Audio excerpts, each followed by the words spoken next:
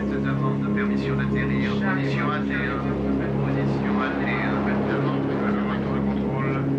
Salut.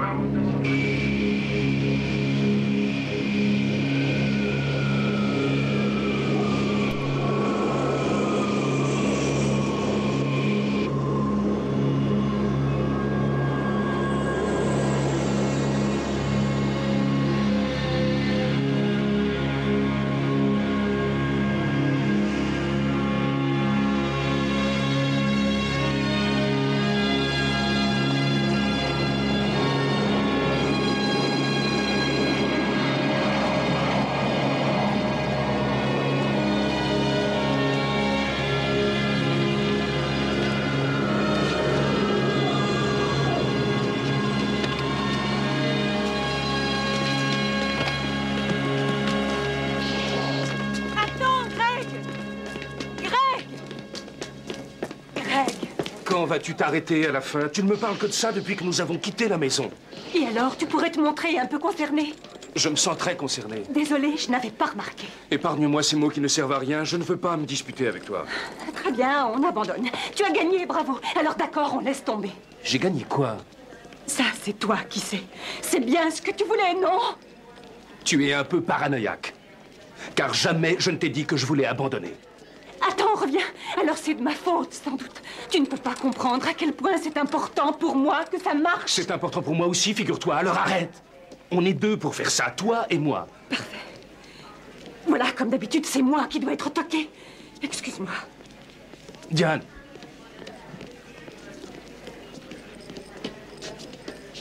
Tu as tendance à l'oublier. Pourtant, le plus joli cadeau que tu m'aies fait, c'est quand un matin, tu m'as dit, Greg, on peut encore essayer. C'est vrai? Oui, c'est vrai. C'était pas la peine de crier. Comment peux-tu me supporter? Ça doit être dur. C'est très, très dur.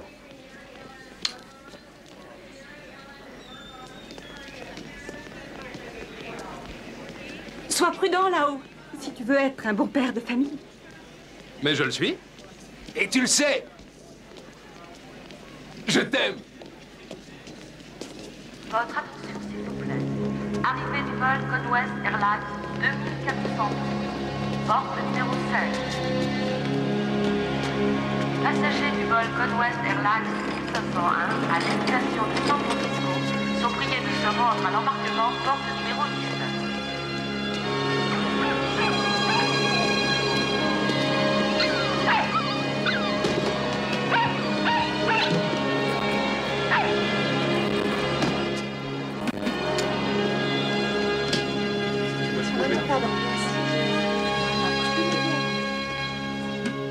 Le témoin d'admission? C'est OK. Et le système électronique? Allez, ça va.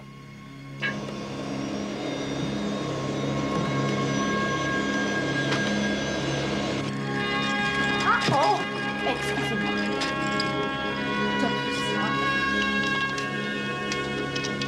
Vol 1501, embarquement immédiat. Vous avez votre carte? Oui, la voilà. C'est bien ici. Tu devrais rejoindre maman. D'accord.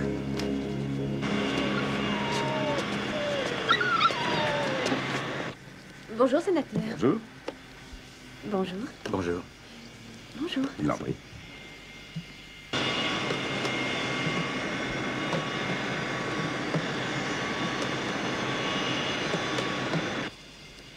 Sénateur, je m'appelle Lorraine. Désirez-vous boire un verre?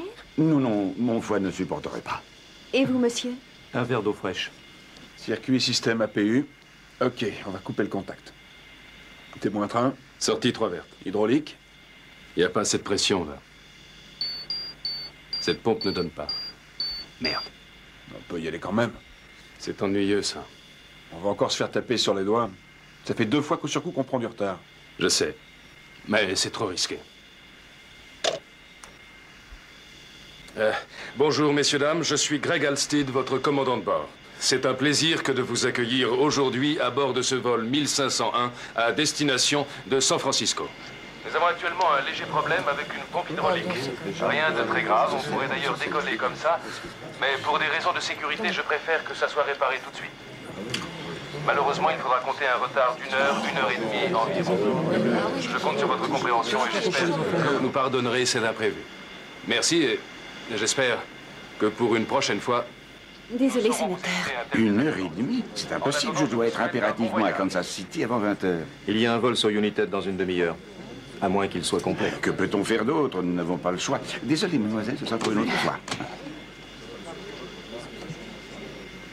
Vous désirez un café? Oui. Je vous l'apporte. S'il vous plaît. Oui, monsieur. Je m'appelle Switzer. Oui, monsieur Switzer. J'apprécie votre compagnie, mais en fait, nous avons une correspondance. Il ne faut pas qu'on arrive en retard. Vous aviez combien de temps? À San Francisco? Oh, à peine 3 heures. Oh, quand même, on ne devrait pas avoir tant de retard que ça. Ouais, c'est ce qu'on dit. Enfin, quoi qu'il en soit, en cas de problème, la compagnie arrange tout. Arrivée du vol 923 en provenance de Berlin, porte 12. Nous signalons que le vol American Airlines...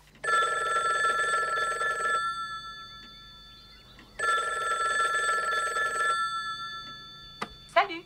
Eh oui, c'est bien la voix de Diane, mais c'est un répondeur qui la diffuse. Greg et moi sommes de sortie actuellement, mais ça nous fera sûrement plaisir d'entendre votre voix à notre retour. Alors ne soyez pas timide, dites-nous tout et nous vous rappellerons dès que possible. Merci. Allô, Diane, c'est moi. Si tu es là, décroche le téléphone. C'est rien. Je voulais simplement te dire que... on va réussir, mais sois patiente avec moi. Je suis désolé. Je ne voudrais pas qu'il y ait un problème cette fois-ci. Je sais bien que ça ne peut pas se reproduire. Mais je ne peux pas oublier le passé, aujourd'hui encore. C'est pas vrai, ils m'ont encore piqué mon avion. Non, c'est le mien. Le tien, c'est parfaitement. C'est un voleur. Trouvez-moi, espèce de voleur. Question. Allez, ça. Hé, ça suffit maintenant. C'est un voleur, il m'a piqué mon avion. Mentard. C'est fini, qui oui. est. Allez, ça suffit comme ça. Je vous avais prévenu, maintenant vous rentrez à la maison. Alors? Ils sont toujours à chamailler tous les deux. C'est fatigant. Greg s'est bien envolé?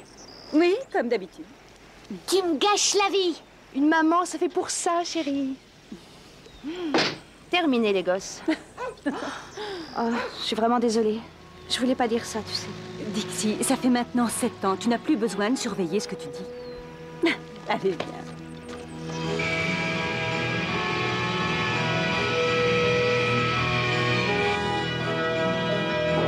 DC 2040, piste 35. Décollage en cours. Conwest 1501, vous avez l'autorisation de décoller, piste 35. Vent 010, altimètre 290.9. 1501, on est bon.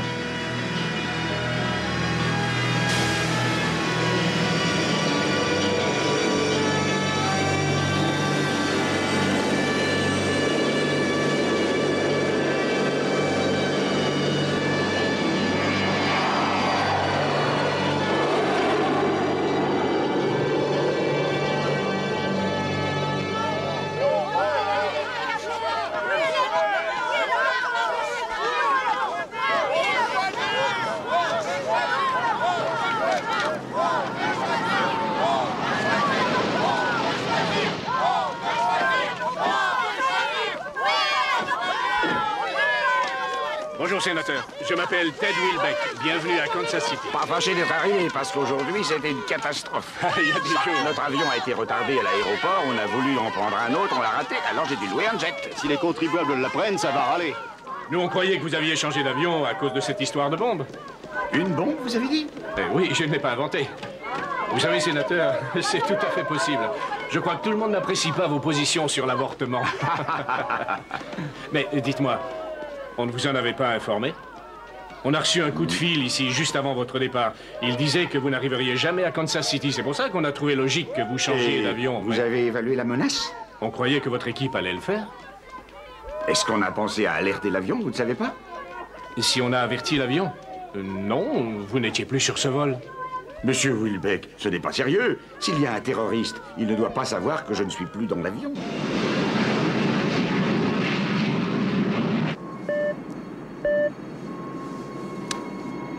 Ici Conwest 1501. Qui répond au cell call? Roger 1501, nous avons la tour de contrôle pour vous sur la fréquence. À vous?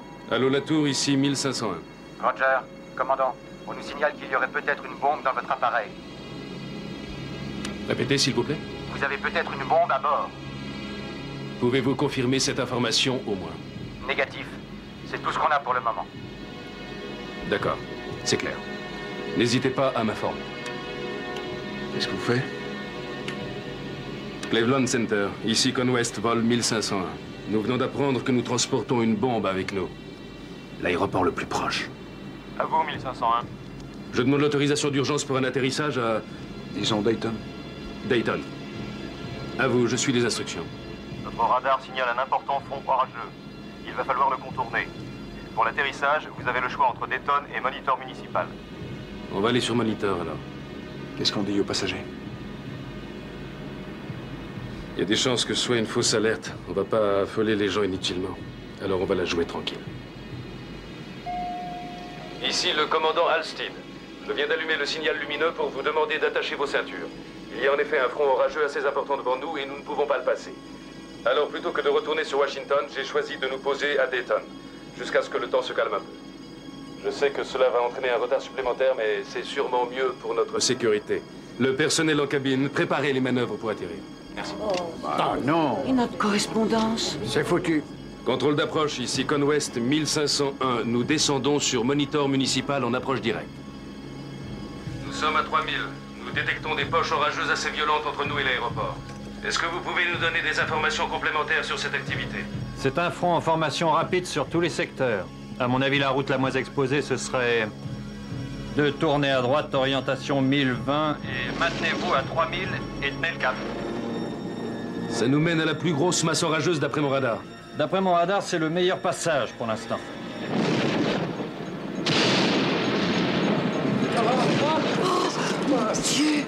Ça n'a pas l'air terrible par ici. On va maintenir notre route initiale. D'après notre radar, vous filez droit au milieu de la perturbation la plus chargée. Désolé, mais je dois me fier à ce que je vois. Ça me paraît le meilleur moyen de nous sortir de cette affaire. Ça, c'est pas l'avis de mon radar.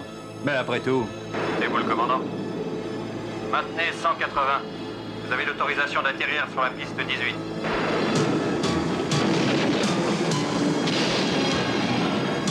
On va commencer la descente.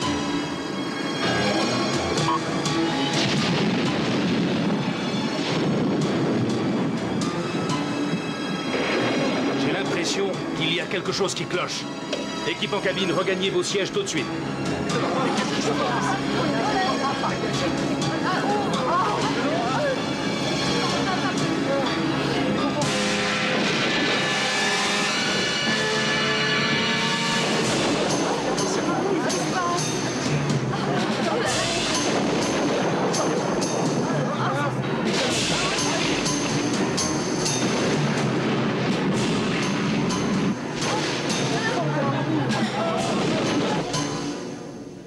Qu'est-ce que c'est?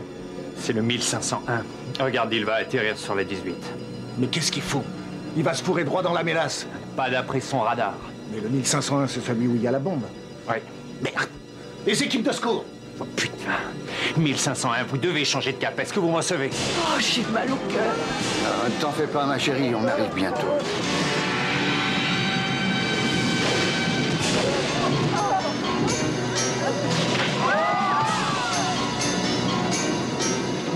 D'où ça vient? Je comprends pas. Là, tiens-toi bien! Ouh, il faut pas flancher! Équipe de secours, piste 18. Équipe de secours, piste 18.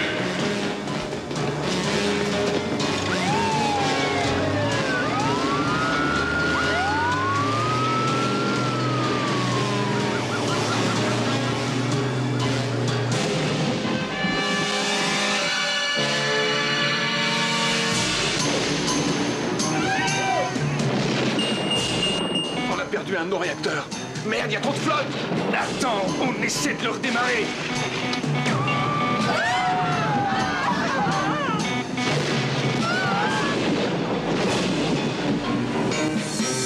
Répondez, 1501.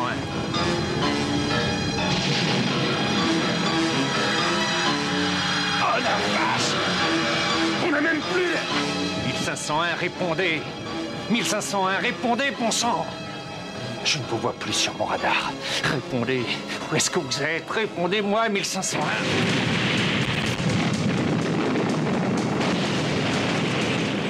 Accident en bout de piste. L'aéroport est fermé. Il faut libérer tous les accès pour les secours d'urgence. Et merde. Appel à tous les vols. L'aéroport de Dayton est fermé. Tous les vols sont détournés. Je répète, suite à un accident, l'aéroport de Dayton est fermé.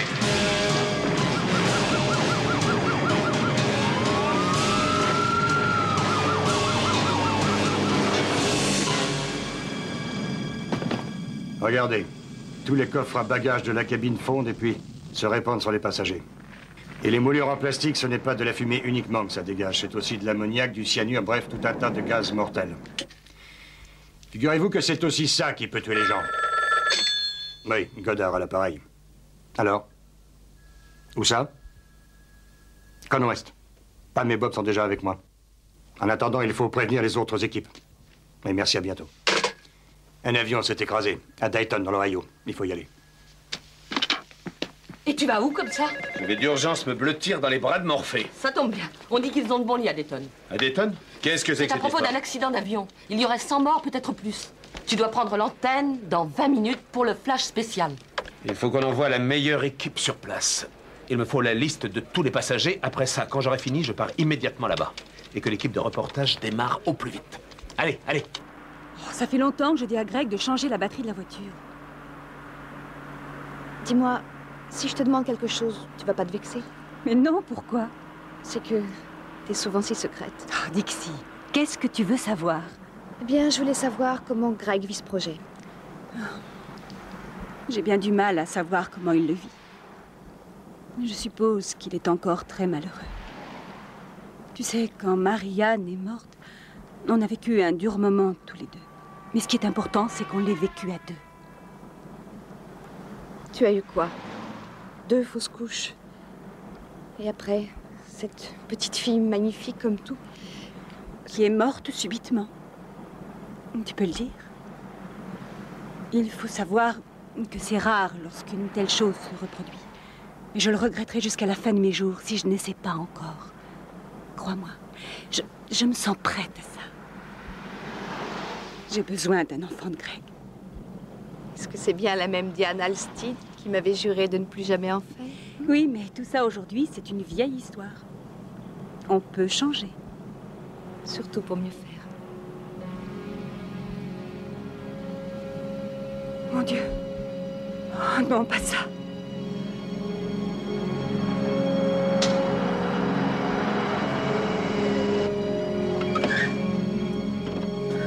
Où est-il? Diane. Qu'est-ce qui lui est arrivé? Dites-moi. Tout ce qu'on sait, c'est que son avion s'est écrasé sur l'aéroport de Dayton. Non, il volait pour Kansas City. L'avion a été détourné à cause d'une alerte à la bombe. Diane, je suis vraiment désolé. Emmenez-moi le voir. Oui, bien sûr, je vous emmène le voir.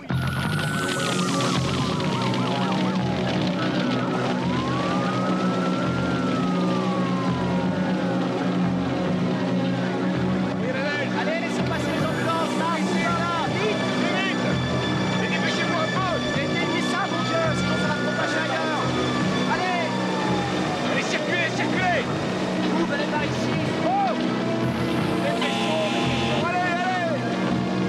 Ne restez pas là. Venez ici. Allez, dépêchons, l'ambulance. Stop, l'ambulance.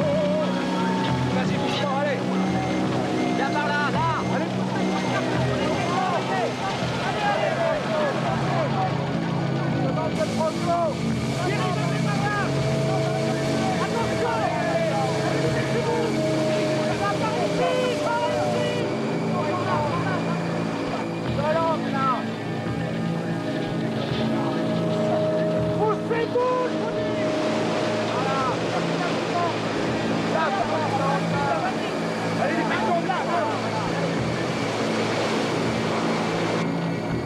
C'est bon, allez-y. Lieutenant, ça va? Non, ça va pas. Je veux plus de projecteurs pour là-bas, c'est compris? Et pour là-bas aussi. Et là-bas. Et pour là-bas, installez-moi le poste 5 ici. Allez, exécution. Le poste de commandement. Il est très bien là où il est. Mais maniez-vous, bon sang de merde. Plus vite. Lieutenant, qu'est-ce qu'on peut faire pour vous?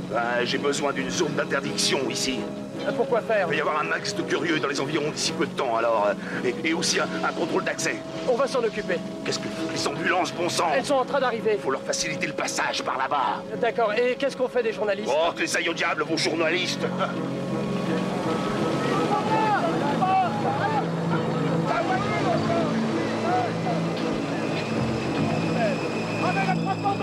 Excusez-moi, qui est le responsable ici? Ouais, c'est moi pour l'instant. Qu'est-ce que vous voulez? Agent spécial Bryce, FBI. On nous a dit qu'il y avait eu une alerte à la bombe. C'est exact. Bon, dans ce cas, on va devoir interdire les accès. Vous plaisantez, j'espère, il y a la... Et ces types là-bas, c'est qui? Qu'est-ce qu'ils foutent? C'est les types de la CIA. C'est une cargaison top secret, c'est tout ce que je sais. Belair, occupe-toi de ça. Je veux que rien ne soit enlevé avant qu'on ait fini notre enquête. Dites-moi, Bryce, vous savez ce qu'on fait ici? Oui, je sais, vous cherchez des survivants, mais nous, on enquête sur un éventuel attentat. Alors, comme d'habitude, vous êtes prioritaire, c'est ça? Non, non, c'est les opérations de sauvetage qui passent avant tout. Chacun son job. Le mieux, c'est qu'on s'évite. Secteur 6 séparé.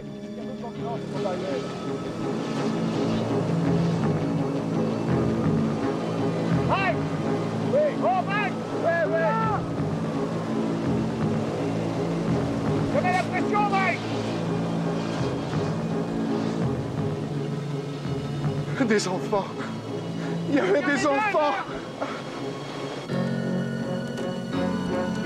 Mais putain, c'est vous, la plus personne! D'où il sort celui-là? Laissez-moi passer. Hé, monsieur! J'ai pas le temps. Qu'est-ce que vous faites là? J'ai pourtant cherché... Hé, attendez! Vous ne pouvez pas rester ici, c'est une zone interdite. Attendez une minute. Vous n'étiez pas dans... Écoutez, j'ai perdu une chaussure, alors je voudrais bien savoir... Hé, il y a un survivant! Hé, monsieur! Venez avec moi! Impossible, j'ai pas retrouvé ma Oui, chaussure. on va vous la retrouver. Venez.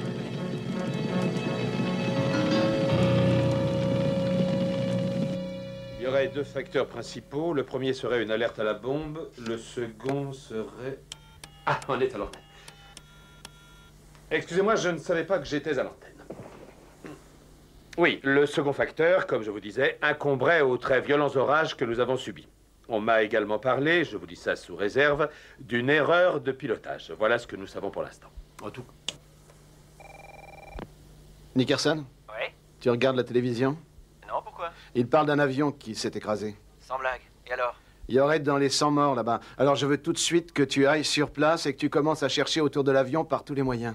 Et des survivants? Seulement un pour l'instant. Ok, je commence par l'hôpital. Tu viens avec moi? Non, j'irai en voiture demain. Toi, pour l'instant, tu commences sans moi. Dis donc, c'est peut-être le gros lot, ça, hein? Ouais, c'est sûr.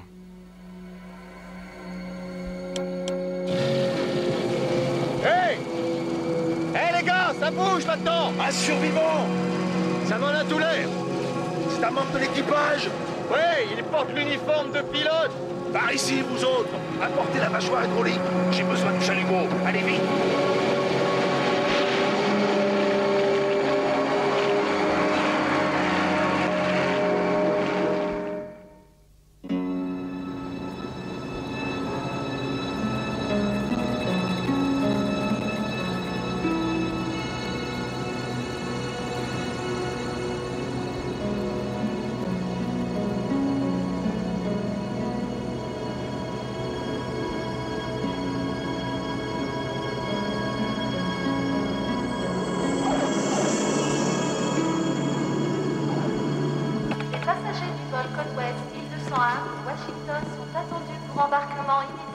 Madame Alstead?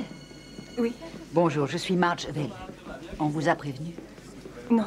De quoi? Qu'est-ce qu'il y a? Je ne peux pas vous dire grand-chose. Je sais seulement que votre mari est vivant. Il est vivant? Oui. Est-ce que ça va aller? Oui, ça va aller. Dites-moi, vous savez si c'est grave? Comment va-t-il? Je n'en sais rien. Où est-ce qu'il est? Dites-moi. Venez. Embarquement des passagers pour New York, porte numéro 17. Howard. Salut, Wes. Content de te voir. Ouais, moi aussi. Bon, est-ce que tout le monde est là? Non, les autres sont en chemin, ils vont arriver. Voici Pam Hayes, de la division Bonjour. survie. Et voici Bob Stanton, division matière dangereuse. Et voici notre trouble fête. Je m'appelle Scott Conner. Howard est délégué régional. Un trouble fête. Comment ça?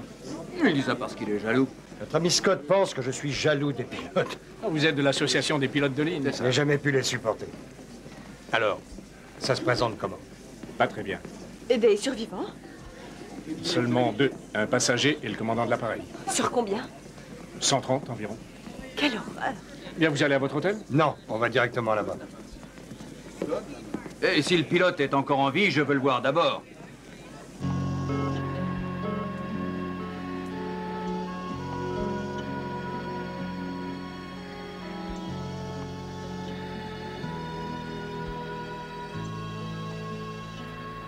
C'est moi, chérie. Est-ce qu'il m'entend?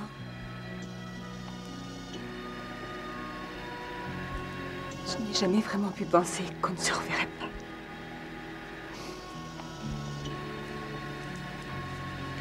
Si c'est possible, est-ce que je peux rester seule avec lui?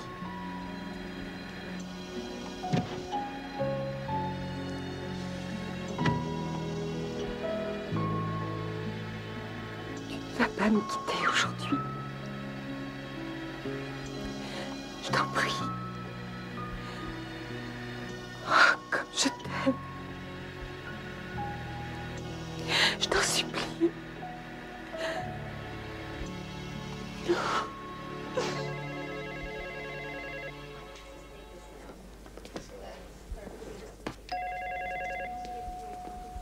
Madame Halstead? Oui. Je m'appelle Scott Cody. Comment est-il? Je n'en sais rien. Je ne peux rien en dire. Et vous, comment ça va? Quel nom déjà vous m'avez dit? Scott Cody, madame. Je représente l'APL. L'aide aux pilotes de ligne. Mais je connais. Vous êtes un ami de mon mari? Non, je ne connais pas votre mari. Madame Halstead. Appelez-moi Diane. Bien. Diane, y aurait-il quelque chose que l'association puisse faire? Vous ne voulez pas qu'on vous trouve un bon hôtel? Je vous remercie, je reste ici. Puis-je faire quelque chose pour vous personnellement? Oui. Oui, me dire ce qui s'est passé.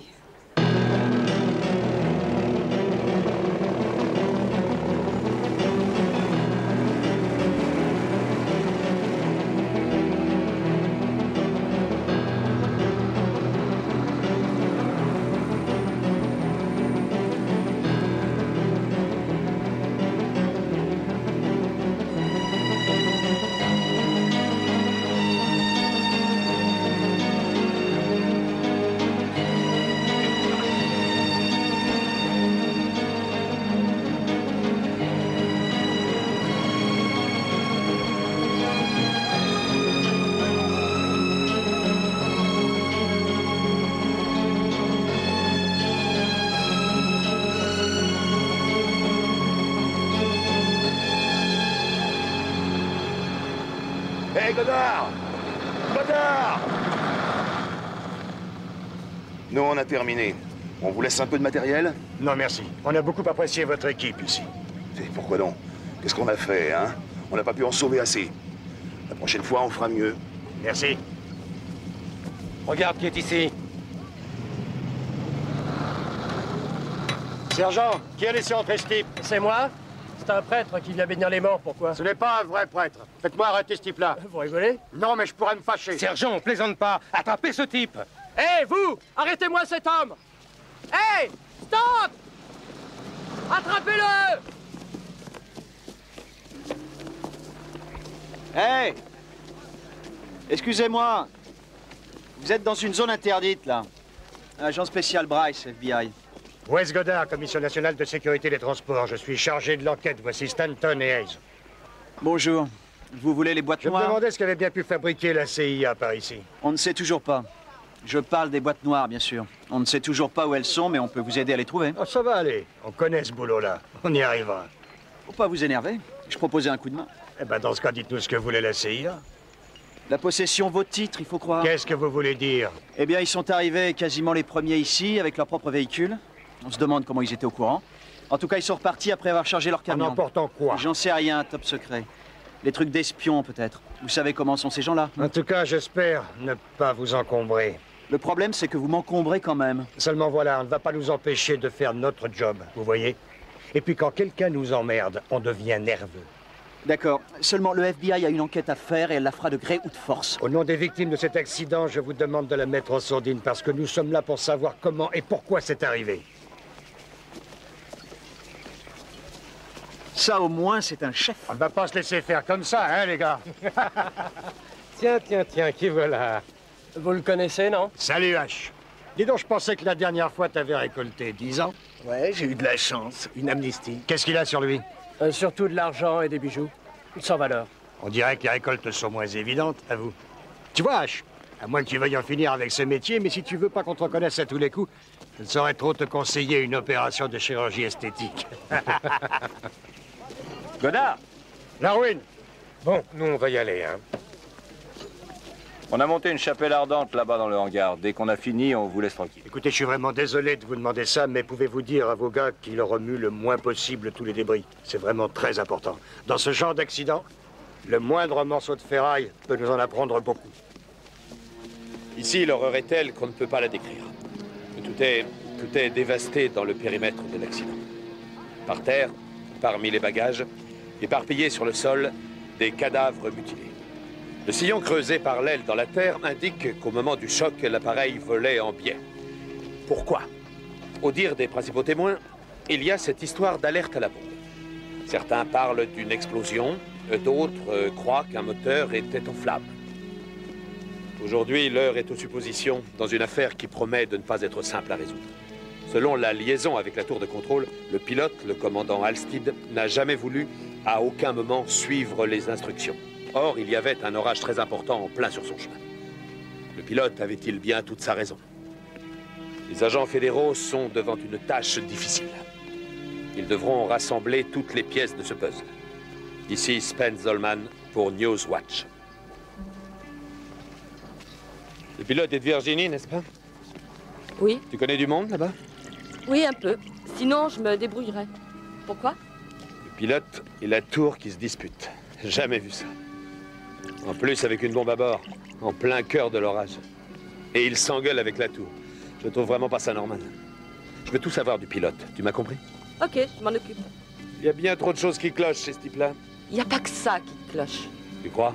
Je le sais bien. C'est pour ça que je veux le paquet.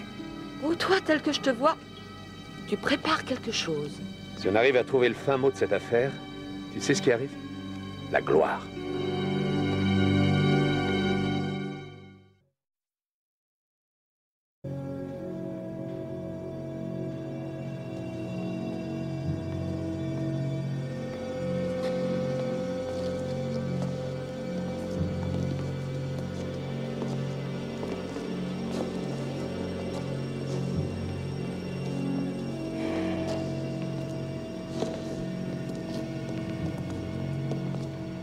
C'est vraiment l'enfer ici. Où est-ce qu'on en est? On est tous débordés. Il y a tellement de victimes, mais on y arrivera. Dites, c'est à propos des familles. Ils viennent par milliers en disant qu'ils veulent nous aider. C'est pour les leurs, ils pensent les reconnaître. Et à votre avis, c'est pas utile? Non, ça servirait à rien. À mon avis, ça ferait trop de monde ici, et puis les morts ne sont pas très reconnaissables. On va leur expliquer. Ils comprendront ça.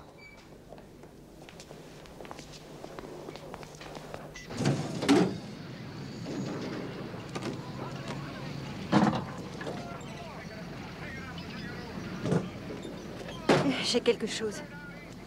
Et vous savez ce que c'est? Un morceau de notre uniforme.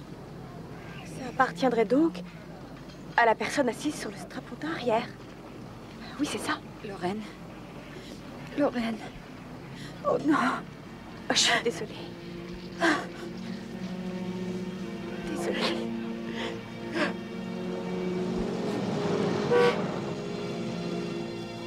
Comment ça va, chef? Et toi? On a pu choper la boîte noire, et en bon état. Alors tu l'apportes à Washington? C'est comme si c'était fait.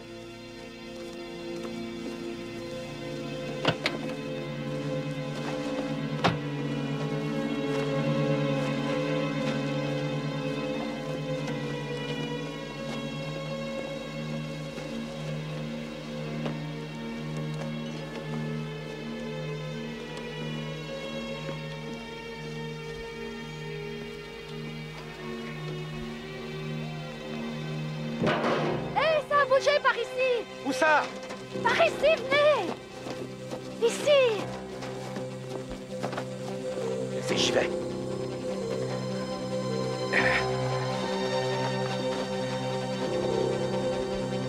C'est un chien! Il faut découper! Allez, vite! Nickerson? Oui, monsieur. Dites-moi, je vous prie, vous n'avez pas d'amis ou de famille dans le coin? Ici? Non. Non, personne. Bien. Alors, qui est-ce qui s'occupe de vous? Ce sont les infirmières, ici. Ah oui. Et à part ici, qui est-ce qui s'occupe de vos propres affaires? Eh bien, il y a... J'allais vous dire Emma, ça c'est drôle. Votre épouse? J'arrive pas encore à croire qu'elle ait pu se séparer de moi. C'est pour ça que je suis là, Monsieur Switzer. Je suis là pour vous aider. Jetez un œil sur ma carte et vous verrez que je représente un cabinet d'avocats. Un avocat, mais... Ah, vous savez que je ne demande rien. Nous sommes très touchés par ce qui vous arrive. Mon patron, en personne, vient tout spécialement pour vous voir. Vous devriez accepter de le rencontrer.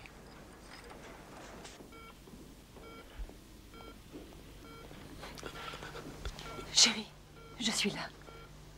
Je suis là. Parle-moi, je t'en prie. Encore un nouveau problème. On le résoudra. Tu as dit quoi? J'ai dit qu'on le résoudrait. Tu as dit on? On est toujours tous les deux, non? Oh. Ça va, chérie? Quand on s'est quittés, j'avais sûrement une meilleure tête. Je dérange? Chérie, c'est Scott Cody. Pas PL. Alors, ça va, commandant?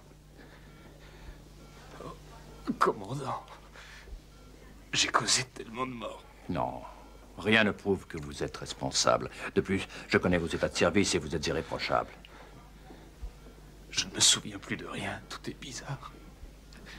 Tout est noir. C'est normal, vous ne devriez pas vous inquiéter. Pour le moment, le mieux à faire, c'est de vous reposer.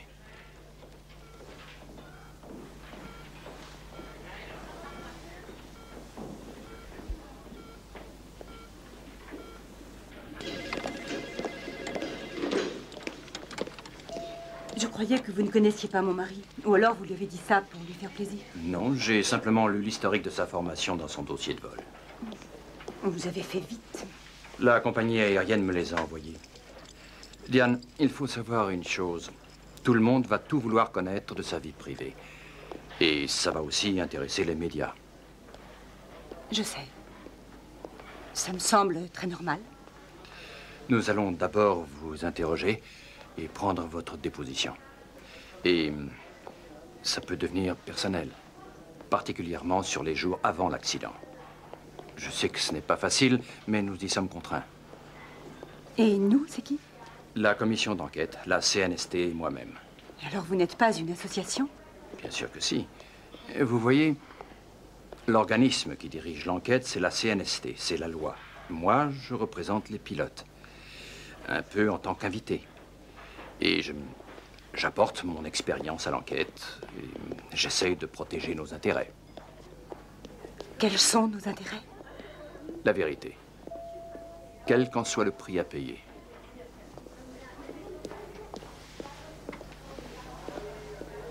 J'ai vécu l'accident comme si je n'y étais pas. Ma femme est morte. Et même ça, on aurait dit que ça m'était égal. À mon avis, je perds la boule, vous savez. La nuit dernière, tout m'est revenu comme dans un film. Comme si je voyais tout de l'extérieur. Je l'ai revu plusieurs fois. Et à chaque fois, c'était pire. Est-ce que je perds tous mes moyens? Non. C'est le choc post-traumatique, ça, monsieur Switzer. C'est absolument normal. Jamais je m'en sortirai tout seul. Non, il vous faut le soutien d'un professionnel. Mais c'est pour ça que je suis ici. Eh bien, il y a très peu de temps, j'ai vu un type d'une assurance. Il a dit qu'il s'occupait de tout. Il vous a donné sa carte? Oui, il m'a donné ça. Un très gentil garçon. Ouais, vraiment. Gentil. Vous voyez, la compagnie que ce type représente, monsieur Switzer, ne peut rien vous apporter de valable. Au contraire, ils vont fouiller votre vie privée pour trouver la faille afin de vous empêcher de les traîner devant le tribunal. Vous savez, c'est un cas habituel.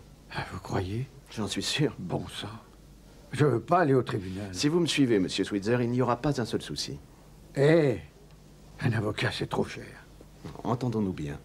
Monsieur Switzer, vous avez acheté un billet qui va d'un point A à un point B. Vous n'arrivez jamais. La faute incombe à la compagnie aérienne, qui, elle, va devoir vous dédommager. Et me payer. Vous ne payerez rien, vous. Ça vous convient? C'est honnête. comme toujours dans un cas pareil, vous voulez connaître les raisons de l'accident. Eh bien, si on le savait, on ne serait pas ici. Mais vous avez certainement une idée. Écoutez, rien ne vous empêche de spéculer. Ce n'est pas notre cas. Le comité que je représente n'est là que pour vous livrer des faits. Néanmoins, si vous voulez absolument tirer des conclusions de ces faits, vous êtes libre de le faire. Parlez-nous de l'alerte à la bombe et du sénateur Charleston. Ça, c'est l'affaire du FBI et de ses agents.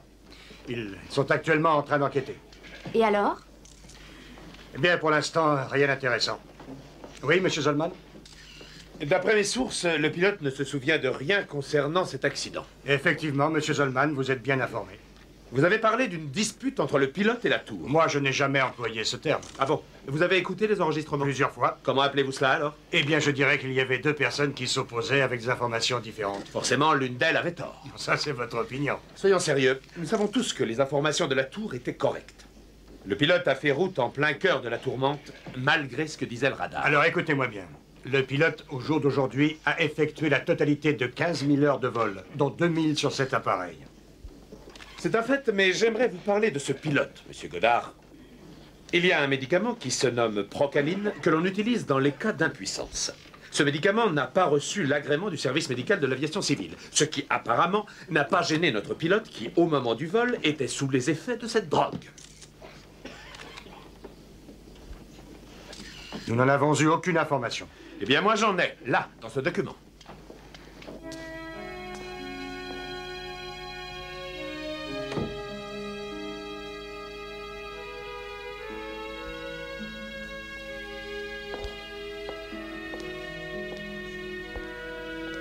Comment va-t-il? Pareil. Que se passe-t-il? Il faut que nous parlions. Et c'est quoi cette Procaline? Qui vous a parlé de ça? Diane, qu'est-ce que c'est? Ça ne vous regarde pas. Vous savez bien que si. C'est un médicament que lui a prescrit un médecin. Un médecin de la compagnie? Non, le docteur Breck. Il lui a dit, essayez ça, ça résoudra peut-être le problème. Quel problème? Eh bien, disons, j'ai du mal à avoir un enfant, voilà. Et ça vous va? Ça dépend. Est-ce qu'il en a tenu la compagnie informée? Non. Et pourquoi? Parce que la Procaline n'a absolument rien de plus dangereux que l'aspirine. Et qui a dit ça? Le docteur Breck. J'étais là quand il lui a dit. Greg lui a demandé si ce médicament allait affecter sa façon de piloter. Et si ça n'allait pas lui donner des vertiges. Le médecin lui a dit que c'était un médicament anodin, que lui-même prescrivait déjà depuis 15 ans. Il n'y a rien de dangereux là-dedans, Scott. Greg l'aurait su de toute façon, et moi aussi, vous savez. Et jamais, sinon, il ne se serait risqué à piloter. Il est comme ça. Qui est ce docteur Breck, dites-moi? En fait, c'est un spécialiste. Et nous l'avons vu sur le conseil de notre médecin traitant. Greg a un sperme trop liquide. Vous n'avez pas l'air de croire à ce que je dis. Qui vous a parlé de ça? Spence Zollman. Tous ceux qui ont allumé leur télé ont pu le voir. Je ne sais pas combien il y avait de gens, mais ce que je sais en tout cas, c'est qu'ils ont tous retenu que le pilote du vol 1501 s'était drogué avant l'accident. Ils ne peuvent pas dire ça.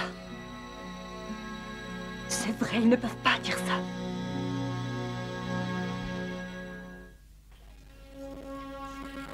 Diane, je ne me souviens pas de l'accident. Mais ce n'est pas parce que j'étais drogué comme ils veulent le faire croire. Alors, comment expliquer que tu aies perdu la mémoire? Ils pensent tout ça. Nous sommes tout seuls, en fait. Zollman a tiré là où c'était sensible. Attends. Ce n'est rien qu'un problème supplémentaire à résoudre. On va n'en faire qu'une bouchée. Tu promets? Est-ce que tu douterais encore de moi? Tu rigoles. Ça, c'est fini. Tant mieux. Parce que j'ai prévu de m'en sortir vite. De voler encore des milliers de kilomètres. Et je veux qu'on ait des bébés à l'appel. Autant que tu veux. Un seul suffirait. J'en serais comblée. Tu as l'air si fatigué. C'est que je dois être un mauvais comédien, alors? Oh, je t'en prie. Je veux que tu sois toi-même, c'est tout. Jusqu'à maintenant, on a été heureux tous les deux. Oui. Diane, je t'aime. Je repense souvent à notre vie. J'y pense sans arrêt. Comme dans un film qui passerait en accéléré. C'est drôle. Ça fait comme les montagnes russes. Avec des hauts et des bas. C'est dur, la vie. Vraiment, si on n'accomplit jamais rien. Qu'est-ce que j'ai accompli? Bien déjà, tu m'as aimé. Qu'est-ce que je t'apporte aujourd'hui? D'être encore en vie, idiot. J'ai encore besoin de toi. Il faut que tu penses un peu à nous. Arrête de vivre au passé. Nous avons l'avenir devant nous. Ouais.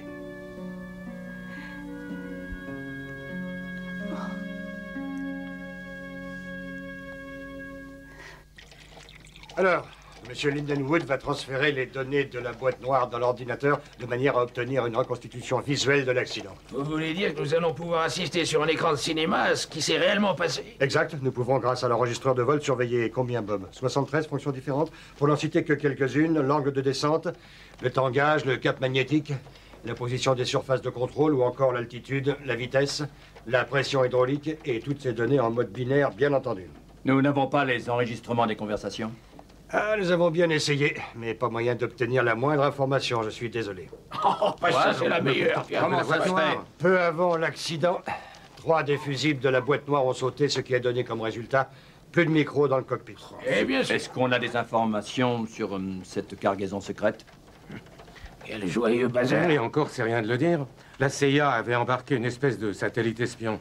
Sécurité maximale exigée et tout le tintouin. Bob, sérieusement, il faut qu'on sache tout ce que contenait ce fret. Ça devrait se faire. Le ministère de la Défense a délégué tous ses avocats là-dessus. Avec eux, c'est toujours un enfer. Pour une fois, ils semblent bien disposés. Il paraîtrait qu'ils veulent bien nous montrer le chargement. Pour une fois, ils seraient de notre côté. Vous voyez qu'on peut croire au Père Noël? Donc, en gros, il y a de l'espoir de ce côté-là. Oui. Bien. Stanton, toi, où t'en es? C'est sur l'incendie que j'ai travaillé. Je pense qu'il est postérieur au crash. C'est le fuel, en fait, qui s'est répandu par terre. Un minimum de dégâts, mis à part l'avant et le milieu de la cabine des passagers. C'est tout ce que j'ai. On ne peut rien conclure de tout ça. Non, rien du tout. C'est le réservoir au moment de l'impact qui a sauté. Et on n'est pas très avancé. Des questions? Ça vous convient? Et pourtant, elle s'est bien cassé la figure, cet avion, et c'est pas sans bonne raison. Sauf s'il y avait effectivement une bombe à bord. Monsieur Bryce, le FBI a son avis là-dessus? Eh bien, nous n'avons rien trouvé en soi sur la structure. Alors, nous avons effectué des recherches sur des traces d'explosion. On a fait des analyses. Le labo n'a rien relevé de suspect, en conséquence de quoi nous avons tiré nos conclusions. Abrège. Nous n'avons rien pu trouver à part ce qui était logique. Je suppose qu'il y a d'autres mots pour dire ça. Nous n'avons trouvé aucun signe de sabotage. Ça veut dire pas de bombe.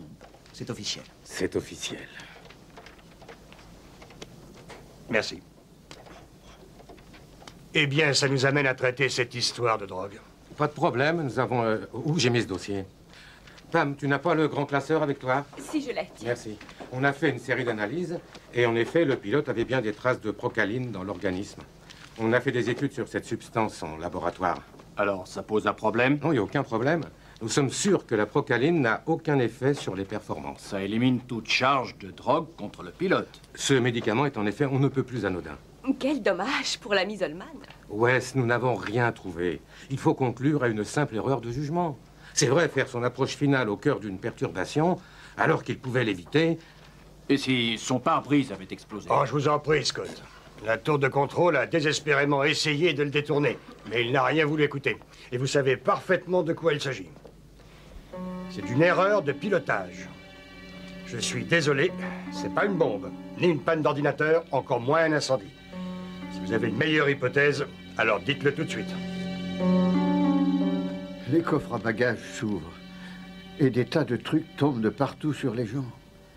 Je regarde une des hôtesses, et je vois son visage et elle a l'air d'avoir très peur. C'est là que je comprends que ça va vraiment mal. C'est ça que je dois vous dire? Oui, c'est ça, Monsieur Switzer. C'est pour faire mon rapport. C'était très violent. Nous étions tous ballottés sans arrêt. Et puis j'ai entendu un des moteurs qui faisait un bruit drôlement curieux. Et puis il s'est arrêté. Vous savez quel moteur c'était? Oui, je m'en souviens. c'était celui qui était de mon côté. Alors l'appareil s'est penché à gauche et puis il a vrillé. J'ai jamais eu aussi peur de toute ma vie. Je vous jure que c'était effrayant. Et qu'est-ce que je pouvais faire? Rien. Attendre que l'avion s'écrase, voilà. J'ai regardé Emma. Elle était en train de me regarder. Elle était très calme. Vous savez, je ne l'oublierai jamais.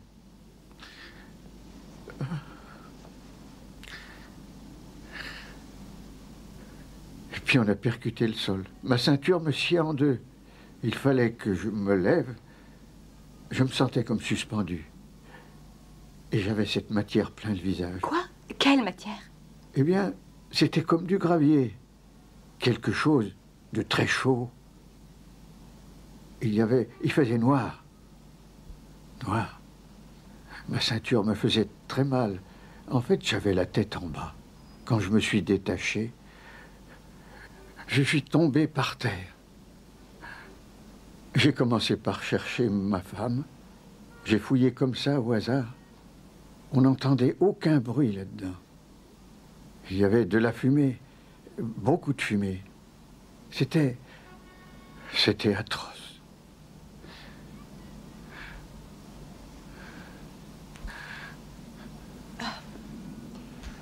Et alors, vous avez pu quitter l'avion et vous ne vous rappelez pas? Non, après, oui. Je sais que je me suis retrouvé dans un champ.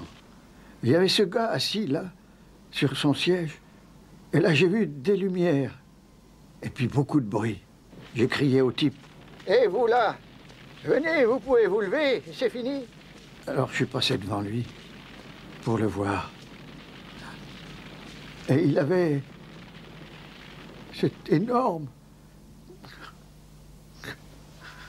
Je suis désolé. Cette espèce de morceau d'avion planté là.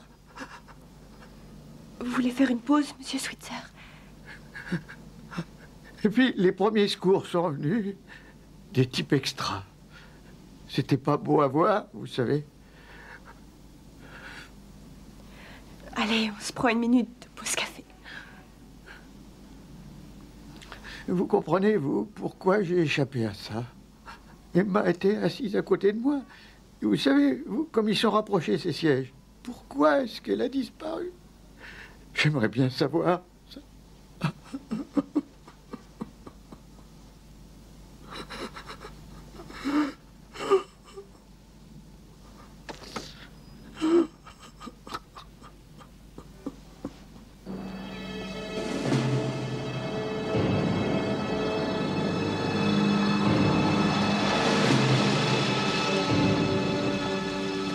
Vous avez une pièce d'identité?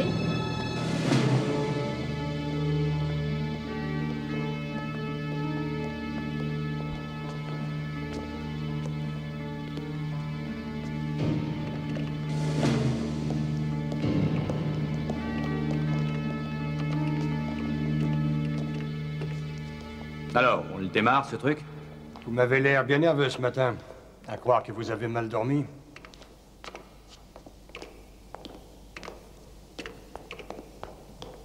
Ok, on va pouvoir lancer le radar.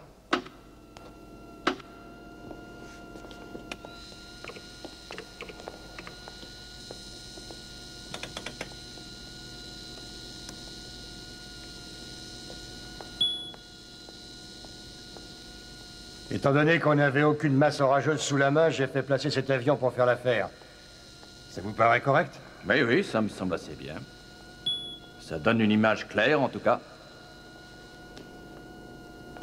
Docteur Van Buren, est-ce que vous pouvez démarrer votre machin chouette, là, que personne n'a le droit de voir à part vous? On est jaloux, c'est pas bien, ça. Allez, je ne vous en veux pas. Ok.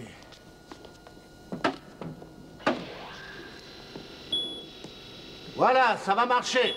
Encore quelques secondes avant qu'il ne se stabilise. Attention, on y est presque. Maintenant.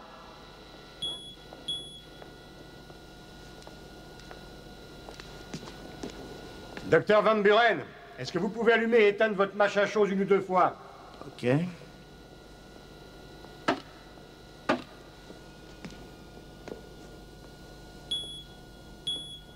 Rallumez-le maintenant.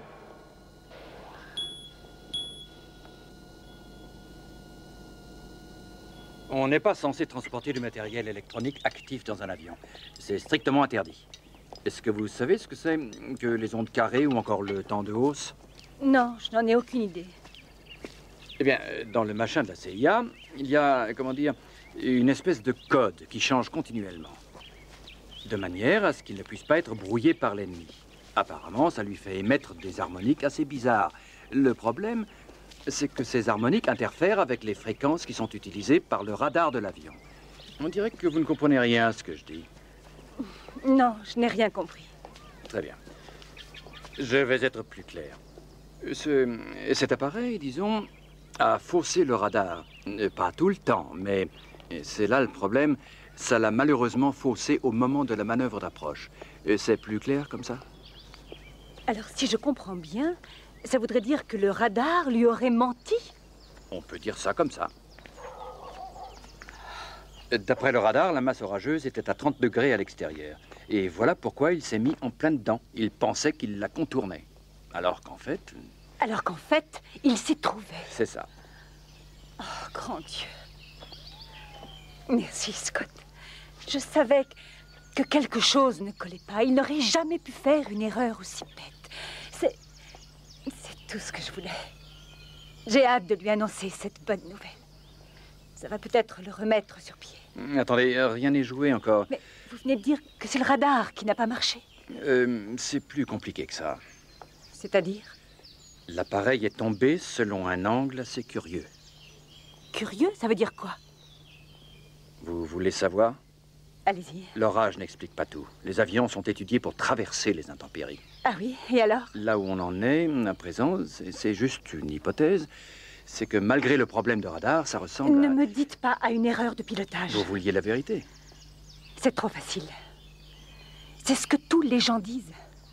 Mais voilà, les gens ont tort.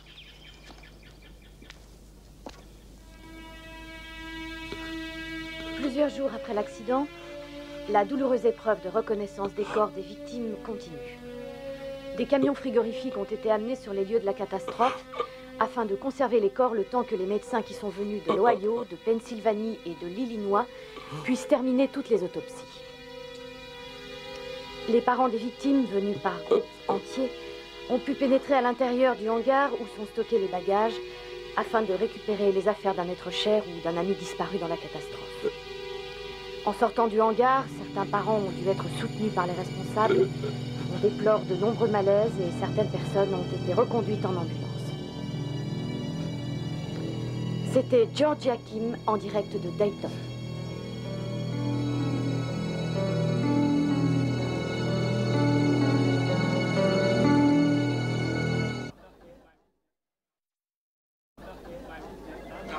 Attention, je pense que c'est elle.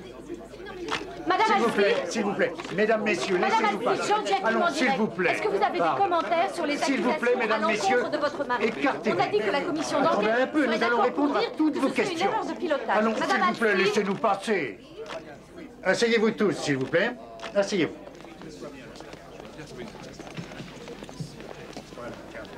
Silence. Merci. J'aimerais vous présenter Diane Alstead, la femme de Greg Alstead, le pilote du vol 1501. Elle a une déclaration à vous faire. Madame Alstead, est-il exact que votre mari se droguait? Excusez-moi, monsieur Zollman, je crois qu'on ne vous a pas encore convié à lui poser des questions. Ça va aller. Laissez-moi lui parler. Ça m'arrange de répondre à cela. Mon mari ne prenait aucune drogue. Il prenait un médicament. Ce n'est pas pareil. Il prenait de la procaline, et cela pour me faire un enfant. Vous saviez que ce produit n'était pas approuvé par la FDA? Ce médicament est aussi léger qu'un produit comme l'aspirine. Son médecin savait bien ce qu'il faisait. La compagnie aérienne en était-elle avertie? Écoutez, je viens de vous dire que la procaline était anodine. D'accord, mais c'est votre opinion. Ce n'est pas une opinion, monsieur Zollman, c'est seulement des faits. La procaline est disponible partout dans le monde, sous le nom de Gexotran. Et vous savez bien que la FDA approuve la prescription de Gexotran. On l'utilise pour améliorer la circulation du sang. Les seuls effets secondaires connus depuis toujours sont ceux d'assécher la peau et chez un homme d'augmenter la fertilité. Ce ne sont pas des choses, monsieur Zollman, qui peuvent entraîner qu'un pilote provoque une catastrophe aérienne, que je sache.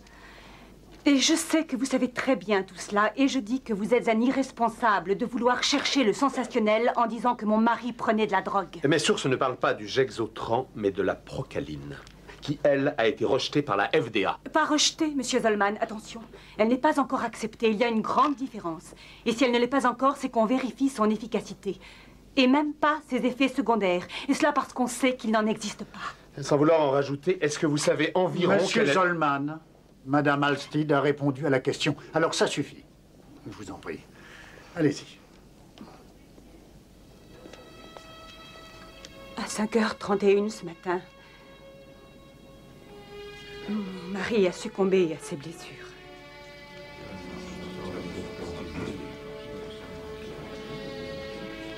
Et cela sans savoir... comment s'était produit l'accident. Ou si on le rendrait responsable de cette tragédie. Mon mari était un merveilleux pilote. Très apprécié pour ses excellentes réactions quand il fallait protéger ses passagers. On veut l'accabler et l'on s'apprête à incriminer le pilote pour son erreur. Je connais mon mari par cœur. Et je sais qu'il n'y a aucune erreur de sa part dans cet accident. Quelle que soit la vérité dans cette affaire, il n'est pas en cause. Voilà ce que je voulais dire. Madame Halstead, vous avez parlé de protéger ses passagers. Dans quelles circonstances? Monsieur Zollman, je vous en prie. J'ai des funérailles à préparer et plus rien à rajouter. Madame Halstead, encore une question. C'est terminé. Zollman, un peu de décence, s'il vous plaît. C'est terminé.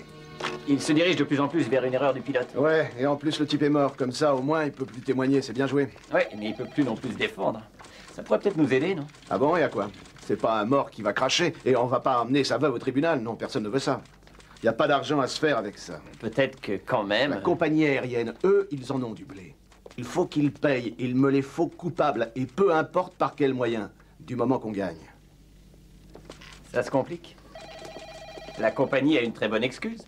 Ils ignoraient que leur pilote prenait ce truc-là. Ouais, c'est ce que la veuve a laissé entendre. Ça m'a semblé curieux et pas tellement naturel. Une veuve éplorée, qui pourrait douter de sa bonne foi, hein? Tiens. Et nous, on est couillonnés. Connerie. Non, j'aime pas la tournure que ça prend. Je me sens complètement démuni. Pourquoi? Tu sais pas que c'est ce soir que je passe à la télé? Ah oui, alors? Eh bien, si j'ai rien à dire, j'aurai jamais une autre chance, ça non. J'aurais besoin d'une chose un peu sensationnelle. Eh ben alors, nous avons Switzer. Nous avons le seul survivant qui reste encore parmi toutes les victimes du crash. C'est pas sensationnel, ça?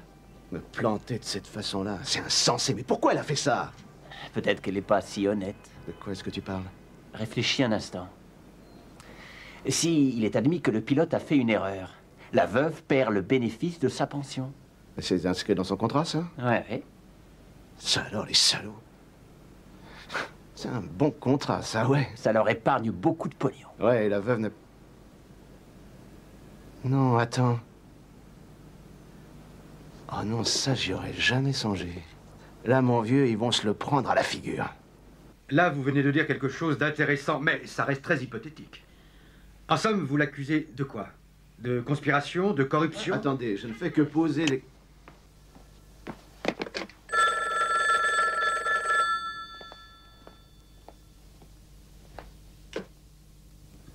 Allô? C'est Scott. Qu'est-ce que vous faites en ce moment? Je fais mes bagages. Alors jetez un œil sur la chaîne 28. Je dois prendre un avion, Scott. Vous devriez laisser tomber tout ça pour l'instant. Mais Scott, je vais louper... Diane, allumez la télé. Et à présent, ça en fait quand même 128. Et on veut nous faire croire que ce ne serait pas de la faute de la compagnie. C'est tellement facile. On trouve un responsable... Enfin, tout cela ressemble à une accusation. Non, pas du tout. Je pose des questions. Et parmi ces questions, il y a celle-ci. Imaginez que vous êtes la veuve de notre pilote. Est-ce que vous abandonnez la pension que doit verser la compagnie comme ça? À moins qu'on vous propose un marché qui arrangerait tout le monde. Ce sont encore une fois des spéculations. Et je n'ai accusé personne. Je veux simplement soulever une hypothèse et non donner une réponse. Ce n'est pas moi qui l'ai. Je disais donc, supposons que vous êtes la veuve. La compagnie rapplique et vous dit, on vous propose de tout vous rendre. Pension, indemnité et aussi quelques petites sous de table. En échange, vous aurez juste à dire qu'on ignorait complètement cette histoire de médicaments. Ça n'est pas un bon marché, ça? Hein, franchement.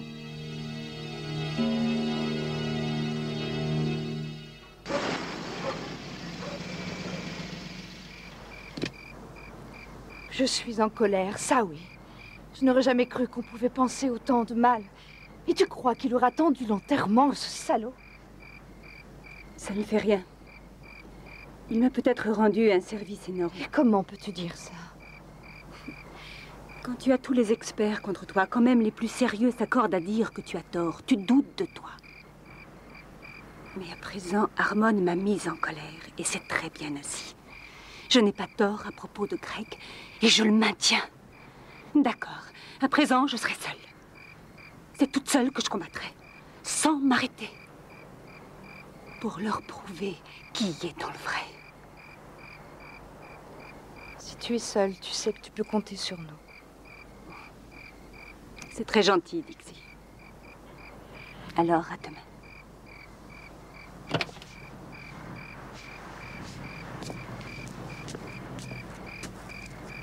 Tu crois que ça pourra aller?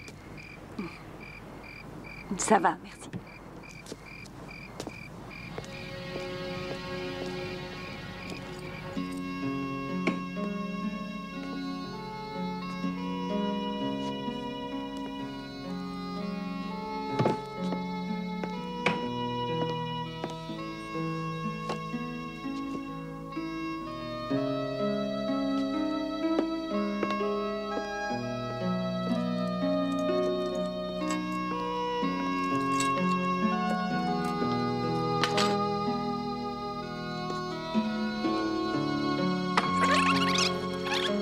Bonjour, c'est le cabinet dentaire. Je vous appelle parce que le docteur Ford ne pourra pas vous recevoir jeudi matin.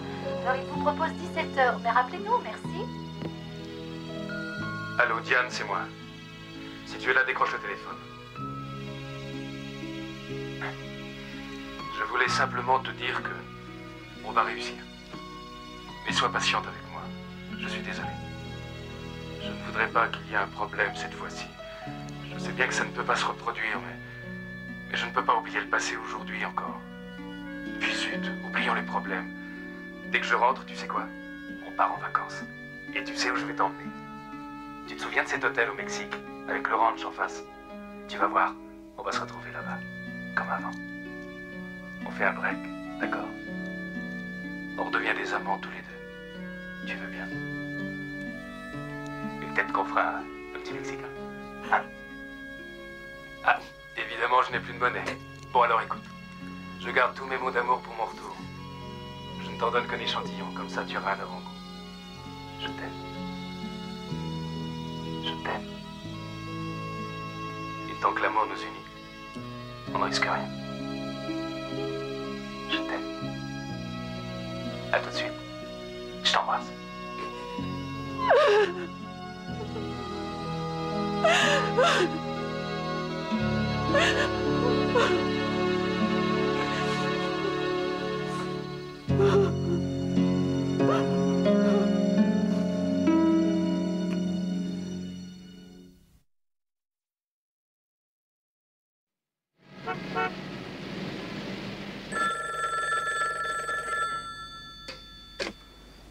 Ouais, allô? Scott, Diane Alstid. Je sais qu'il est 2h du matin et que je vous réveille. Je vous remercie de m'en avoir averti aussi vite. Je suis vraiment désolée, Scott. C'est que j'ai besoin de vous. Attendez. Allez-y, dites-moi. Eh bien, vous ne m'avez pas dit qu'il rassemblait l'appareil aujourd'hui? Je vous ai dit que les experts reconstituaient les morceaux. Où ça? Dans un hangar d'ici, à Dayton. Vous devriez dormir un peu. Ça peut bien attendre jusqu'à demain matin, tout ça. Mais là, je ne suis pas à Dayton. Il faut que je revienne. Pourquoi? Vous y connaissez, vous? Moi, non, mais vous, si. Ah, détrompez-vous. Je ne sais même pas ce qu'on doit chercher. Vous le savez mieux que moi, en tout cas. Ce n'est pas le problème. Écoutez, Codard est un très bon technicien qui s'entoure de tous les meilleurs experts. On peut leur faire confiance. Ils n'ont pas rendu le verdict? Non. Seulement, c'est pour l'erreur de pilotage qu'ils pencheront sans doute. Vous savez, je déteste autant que vous cette idée, mais ça paraît de plus en plus évident. Si ça paraît tellement évident, prouvez-le-moi. Après, je pourrais peut-être dormir. Pourquoi moi? Parce que je n'ai que vous. De toute manière, je prends l'avion immédiatement. Vous prenez...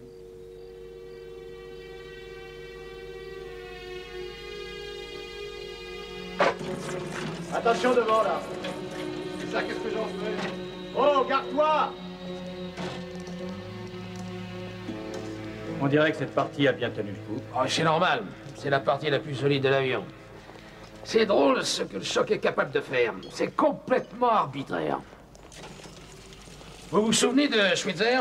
Le gars qui a réussi à sortir de l'avion. C'était sa place, la 19-1.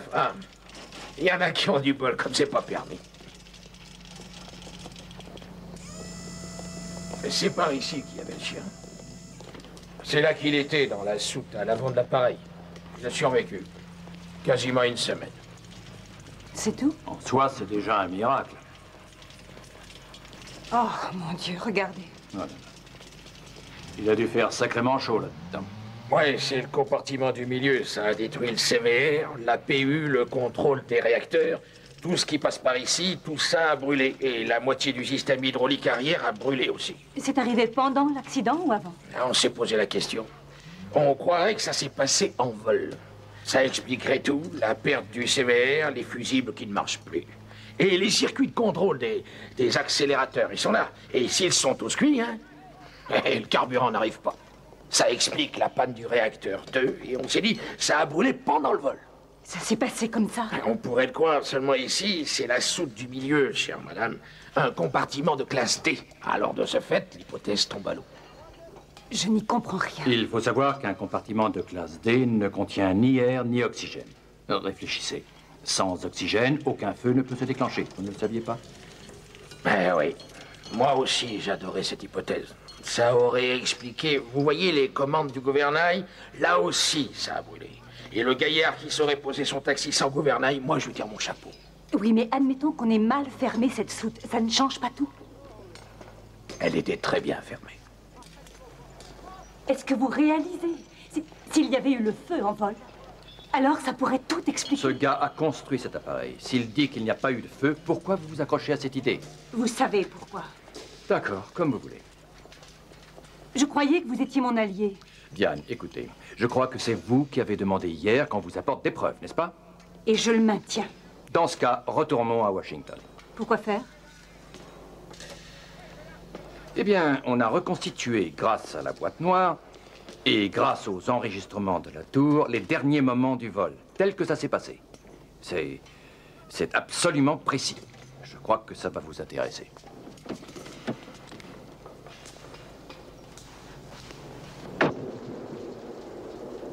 Contrôle d'approche ici, Conwest 1501.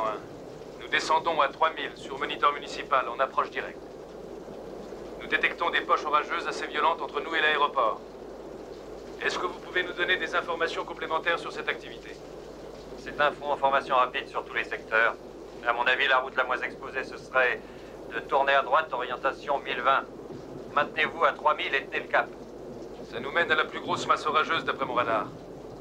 D'après mon radar, c'est le meilleur passage pour l'instant. Ça n'a pas l'air terrible par ici.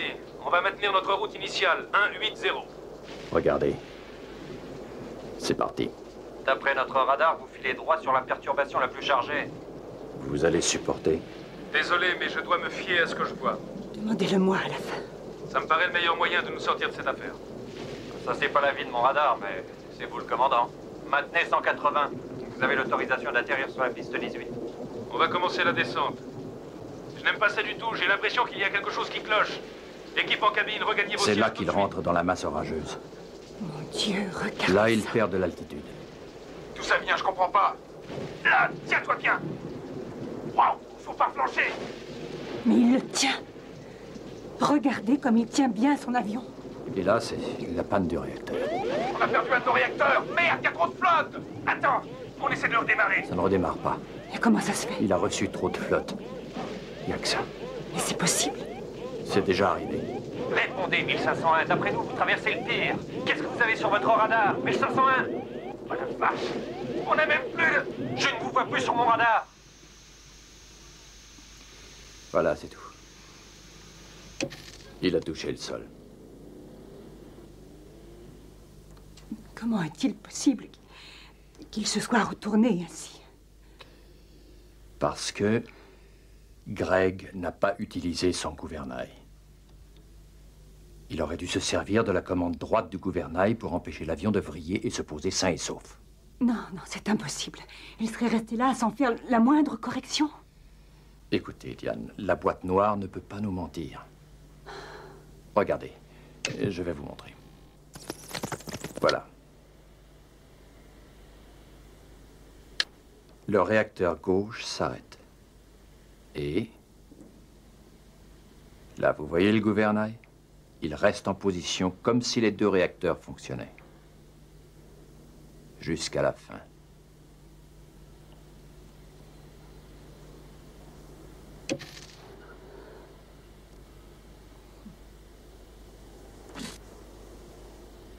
Mais qu'est-ce qu'il voulait dire? Quand à la fin, il a dit on n'a même plus de quoi? De réacteurs, ça ne vous semble pas évident?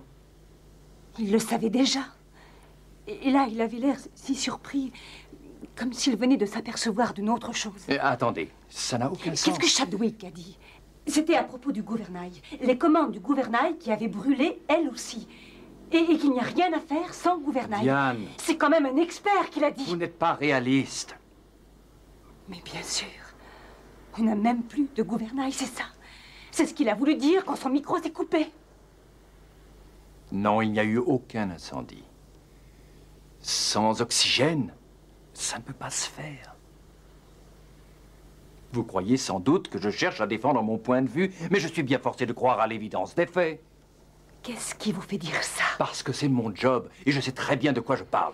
Je sais ce que je dis, moi aussi. Non. Vous vous accrochez à cette hypothèse absurde. Parce que vous ne voulez pas affronter la vérité. Ne redites jamais ça. Je vais vous donner ma version.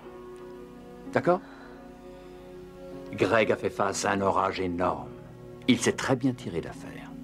Et soudain, à mon avis, et parce qu'il n'y a aucune autre explication à ça, malgré ce que vous en dites, je dis qu'il a fait une grosse erreur.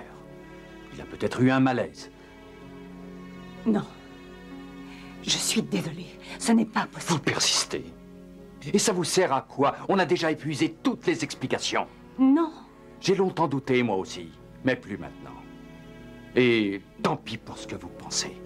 En tout cas, en ce qui me concerne, cette enquête est close.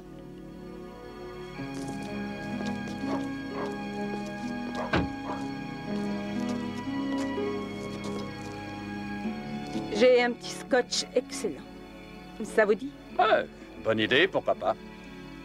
Si ce n'est pas pour me tuer, je veux bien. J'attendais des preuves et vous me les avez données. J'en suis désolé.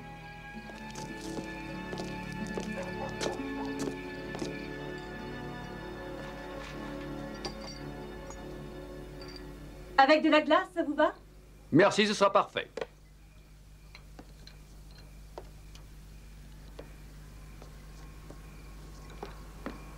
Et voilà. Vous tenez bien le choc. Ce n'est qu'une façade. Je ne me suis jamais autant trompée de toute ma vie. Ça risque d'être long à digérer. À la vérité.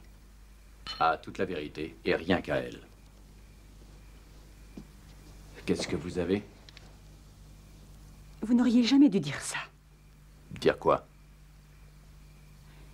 Je me demande pourquoi on n'a rien dit sur ce chien. Celui qu'on a trouvé dans l'avion. Oui, eh bien. Enfin, il a survécu à l'accident, on a pu le sauver de là. Et puis après? Il est mort, et alors? Il est mort, oui, oui, mais de quoi? Là, vraiment, croyez-moi, ça ne m'empêche pas de dormir. Dans ce cas, on ne connaît donc pas toute la vérité, n'est-ce Ça pas? ne peut rien changer à l'enquête. Et même par simple curiosité, vous ne voulez pas savoir? Absolument pas. Vous venez de me décevoir pour la première fois, Scott. Ah là là. Je vous vois venir, mais cette fois, c'est terminé. J'en ai fait déjà beaucoup. Alors, on va dire que je rentre chez moi et que je ne m'occupe plus de cette enquête.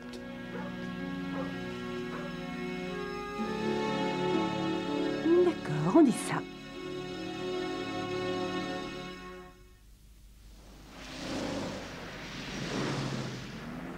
Et où est-elle maintenant? Elle est dans le laboratoire. Sans blague, vous avez vraiment fait autopsier le chien? Les histoires à rebondissement, vous savez, nous, on aime. J'ignorais que j'étais chez Sherlock Holmes. Ça vous amuse, on dirait, hein? Et que révèle l'autopsie? Intoxiqué par la fumée. Mon Dieu, quelle surprise. Oui, ça en était une. Vous pensiez peut-être qu'il serait mort d'une insolation? J'ai le compte-rendu du laboratoire. Alors écoutez, inhalation de toxines à base de sodium. Ça vaut le coup d'œil. Et j'ai bien dit, sodium. À l'intérieur de l'avion? Et ça provenait d'où? Je croyais que pour vous, c'était terminé. Je fais partie du comité d'enquête, je crois, non? Vous savez, Scott, vous êtes un type sympa. Mais un rien obtus. Et le chien, il était où? Venez voir. Il était là, dans la soute située à l'avant de l'appareil. Seulement là, il n'y avait aucun produit à base de sodium. Alors d'où venait la fumée? C'est pourquoi on a cherché du côté de la soute du milieu, que vous voyez là. Et on a trouvé tout un tas de trucs là-dedans. 10 caisses de bouteilles de soda sans sodium, des bricoles sans aucune importance, du papier pour ordinateur ou même des articles de quincaillerie. Dans tous ces trucs, nous n'avons aucune matière chimique. Et puis, on est tombé sur ça. On a eu bien du tracas pour savoir ce que ce truc-là pouvait être. C'était répertorié sur la liste comme produit de nettoyage. C'est ce qu'on a vérifié. Alors, vous avez du neuf? On a peut-être quelque chose. Regardez. Tiens. Wes, j'aimerais que tu regardes ces traces. Tu vois comme elles courent le long du tonneau? Ben, ça veut dire qu'au moment de l'accident, ce machin-là était allongé et que peut-être son contenu s'est échappé pendant le vol. En tout cas, je me demande ce que ça pouvait être. C'est ce que je me suis demandé. Alors, on a appelé le gars qui avait fait charger ça. Il s'est immédiatement mis sur la défensive. Il ne voulait pas répondre à mes questions. Alors, j'ai dit, d'accord. Dans ce cas, j'arrive tout de suite. Et je suis allé directement le voir à son usine du New Jersey. Ah! J'ai été reçu par son avocat. C'est là que j'ai compris qu'on était peut-être sur une piste. Alors, j'ai dit à son avocat, écoutez, je suis venu muni d'un mandat fédéral. Alors, coopérez. Et alors? Il est devenu doux comme un agneau. C'était quoi, alors? D'abord, tu vois, c'était un tonneau en polyéthylène comme celui que je me suis procuré. Il était rempli de solution H2O2, c'est-à-dire de l'eau oxygénée. Comme celle pour les blessures? Non, elle est diluée à 3%, celle-là. Celle-ci l'était à 50%, c'est différent. D'accord? En contact avec la matière, ça devient un oxydant très dangereux capable de mettre le feu à n'importe quoi. On peut transporter ça dans un appareil? Non, ce n'est pas autorisé. Je comprends que le type n'ait pas été tranquille. Ce truc, en fait, ça peut dégager de très grandes quantités d'oxygène. Et en plus de ça, le reste du tonneau était rempli... Vous imaginez de quoi? De sodium. Complètement rempli de sodium. Et bien tassé. C'est une matière assez corrosive.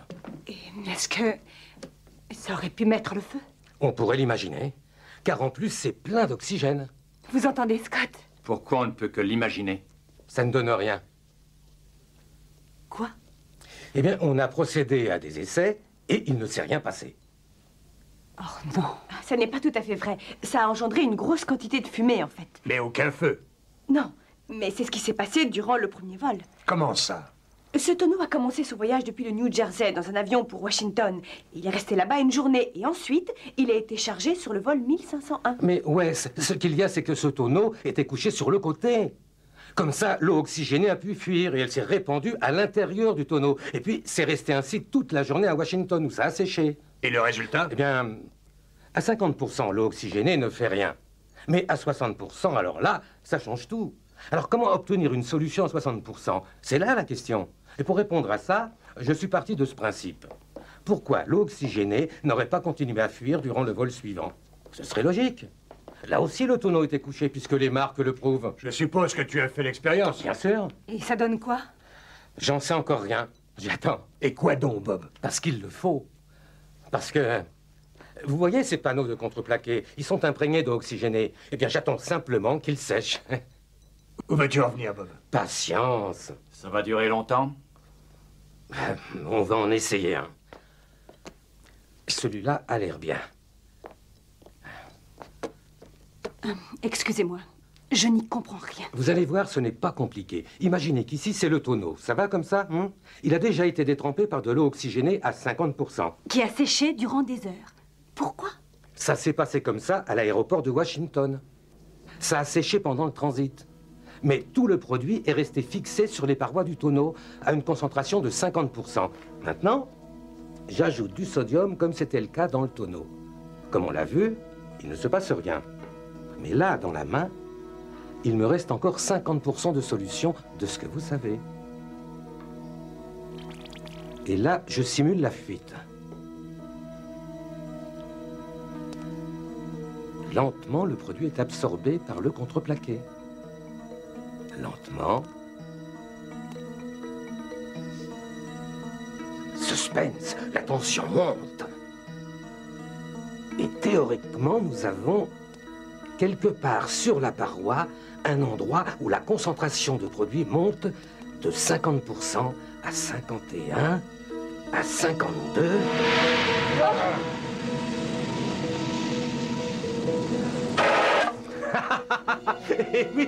Oui, la voilà la solution.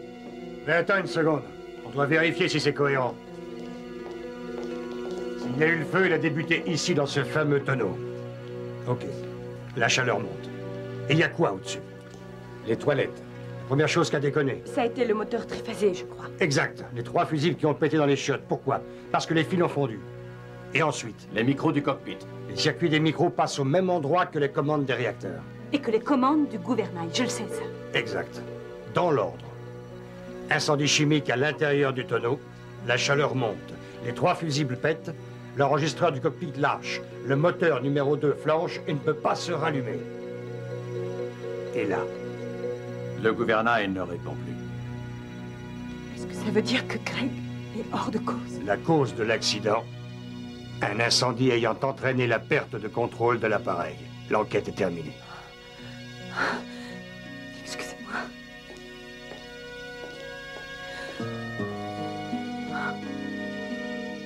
Diane, ça va?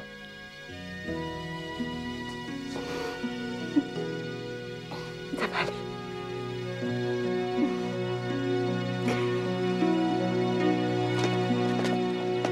Voici une nouvelle journée et cette chaleur que je ne peux pas supporter. Moi, je trouve qu'il fait vraiment beau temps. Vous voulez toujours me contredire. J'aurais bien aimé que Zolman soit là. Et moi, j'aurais bien aimé dire à la presse que du début jusqu'à maintenant, j'ai fait la grave erreur de ne pas vous écouter alors que vous aviez raison. Je vous présente mes excuses. Vous êtes digne d'un gentleman. Si c'était vrai. Vous savez, Wes Goddard a dit que j'étais quelque peu obtus. Il n'avait pas vraiment tort. Vous êtes génial, Scott. Ne changez rien. Et vous, vous êtes obstiné, sans aucun compromis. Et surtout, vous êtes insupportable. Vous allez me manquer.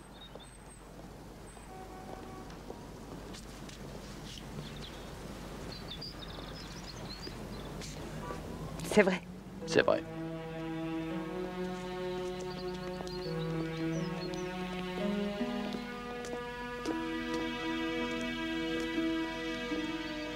Alors, à bientôt.